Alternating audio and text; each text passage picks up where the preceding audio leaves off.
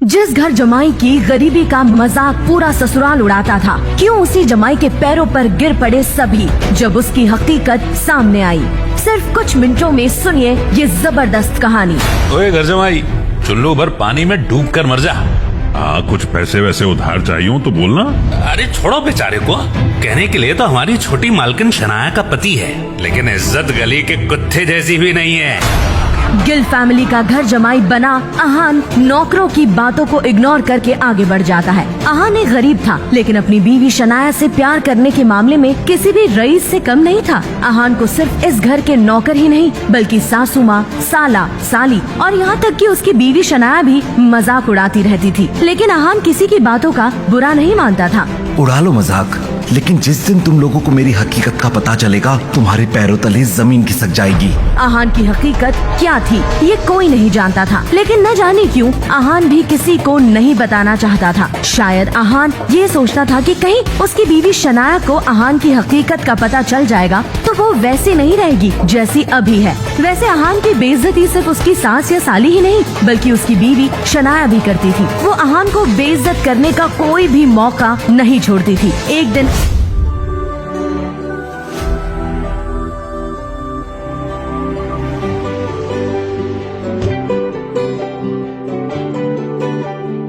के मजे,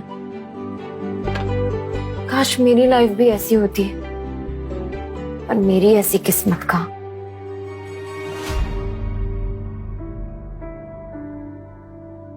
पता नहीं क्या सोचकर मेरी शादी पापा ने तुमसे करा दी,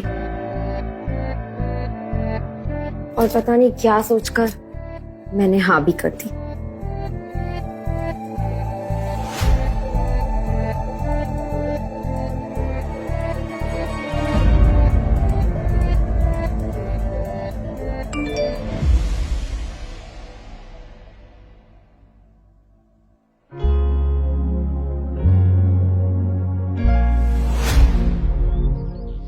अहान रायजादा, ऐसा वजनदार नाम मानो इंडिया के टॉप बिजनेसमैन फैमिलीज में से किसी एक का वारिस हो।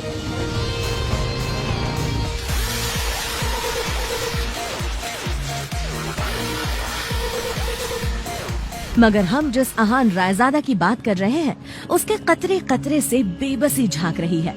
अहान एक करोड़पति बिजनेस फैमिली का दामाद तो जरूर है, मगर उसकी हालत पर घर के नौकर भी कहते थे, अरे वो घर जमाई, जाकर चुल्लू भर पानी में डूबकर मर जा। और हाँ, कुछ पैसे वैसे उधार चाहिए होंगे तो बोल देना।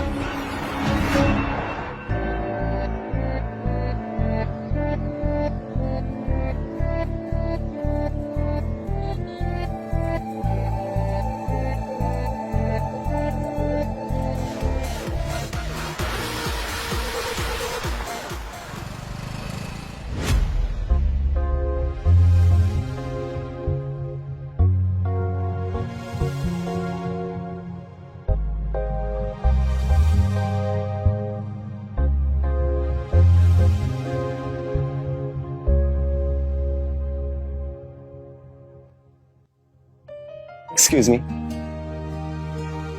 मुझे इस शोरूम की सबसे महंगी कार खरीदनी है।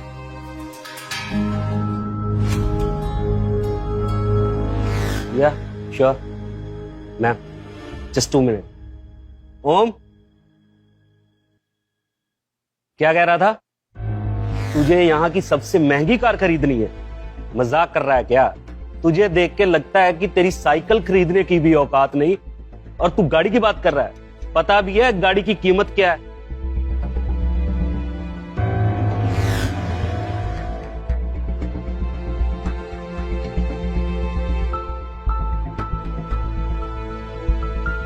ये कार इस एड्रेस पे भेज देना।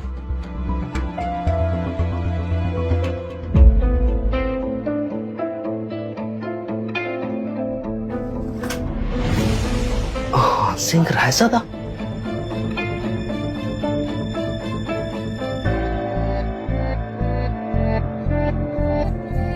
हाँ सिंह रायजादा, सर आप यहाँ।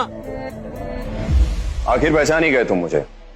हाँ, मैं हूं Ahan Singh Raizada, Raizada group of companies का मालिक। आई एम सॉरी सर, मैंने पहले आपको पहचाना नहीं। आखिर कौन था ये आहान सिंह रायजादा और क्यों वो इतनी सिंपल जिंदगी जी रहा था? क्या होगा जब शनाया को पता चलेगा आहान की सच्चाई का? आखिर क्यों करवाई शनाया के पापा ने आहान से उसकी शादी, और क्या वो जानते थे आहान की सच्चाई? क्या कर रही हो शनाया? तुम मुझे फोन क्यों नहीं कर रही? मैं बेसब्री से तुम्हारे फोन का वेट कर रहा हूं, लेकिन मुझे यकीन है सबसे पहले तुम मुझे फोन करके हैप्पी बर्थडे विश करोगी। देखा, मैंने कहा था ना, तुम जरूर फोन करोगी।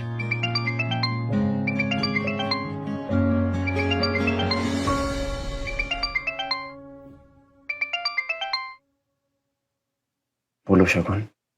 क्या जीजा जी, आप फोन नहीं उठा रहे? नहीं, मैं वो थोड़ा सा। खैर वो सब छोड़िए।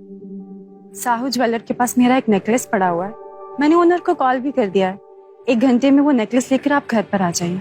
और हाँ, लेकिन शगुन, मुझे किसी जरूरी काम से बैंक जाना है, मैं नहीं कर पाऊंगा।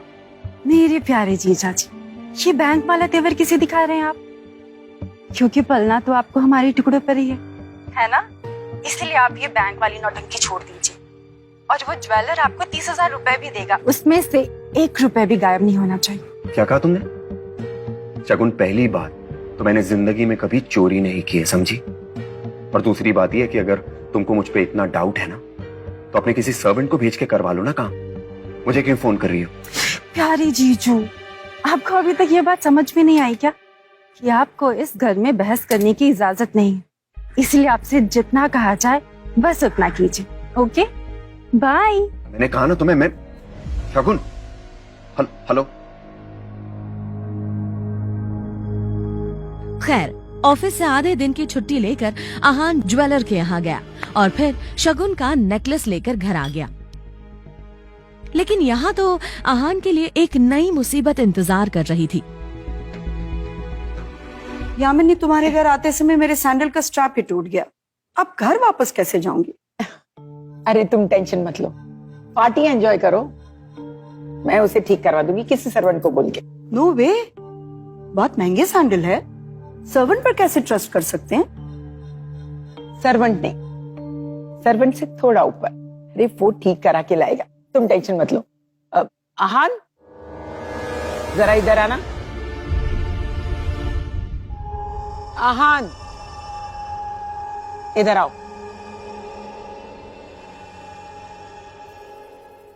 वैशाली जी के सैंडल ठीक करवा के लाओ। और हाँ, जल्दी आना, उन्हें वापस घर भी जाना है, समझ गए ना? यामिनी, बुरा मत मानना, तुम अपने दामाद से ये काम करवा रही हो, कुछ अच्छा नहीं लगता। अरे तू टेंशन मत ले, इसे वो सब काम करना बहुत अच्छा लगता है। बल्कि तुम लोगों को कुछ काम करवाना हो तो बता देना, ही विल डू इट। अरे दामाद है तो क्या हुआ, एक सैंडल ठीक नहीं करवा सकता क्या? वैसे भी कुछ करता धरता तो है नहीं। यामिनी जी की ये बात सीधा आहान के दिल पर आकर लगी, मगर अब उसे ये सब हमेशा ही सुनने की आदत सी हो गई थी। उसे याद था कि आज उसका बर्थडे है, मगर ये सिर्फ उसे ही याद था, बाकी किसी को भी इससे कोई मतलब नहीं था।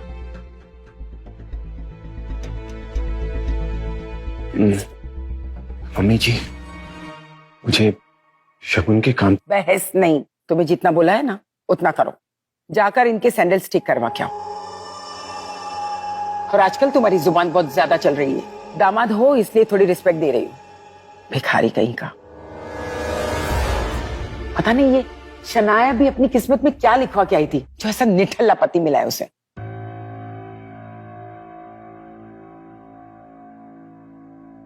अब खड़े खड़े देख क्या रहे हो, सैंडल उठाओ।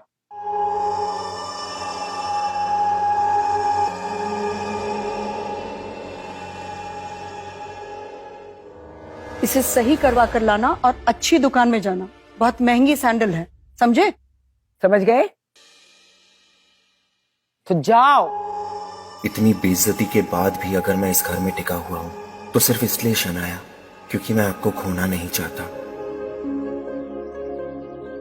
आई लव यू, लेकिन ये सब भी अब ज्यादा दिन चलने नहीं दूंगा मैं।